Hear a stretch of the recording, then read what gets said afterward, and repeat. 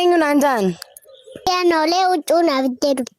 Wayan akkamii mucaan tun abbaan isii osoo haatii isii osoo baatii sadii dhaltee irraa duuteen abbaan okottii fi qonya irratti baadhateeni nama waa kadhachaa fuula namaatii fi amna dheertuutti deemaa aduu fi rooba caama keessa deemee abbaan kun waatti kadhatee mucaa sana guddisee asiin ga'een mucaan tun takkaffaa barnoota beeti.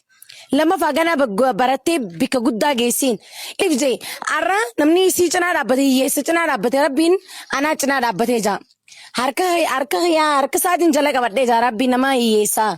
Harka isaa naa jala qabate. Sanumaafuu abbaan kun aarsaa guddaatti kafalee asiin ga'ee ilmoo tana guddiseen.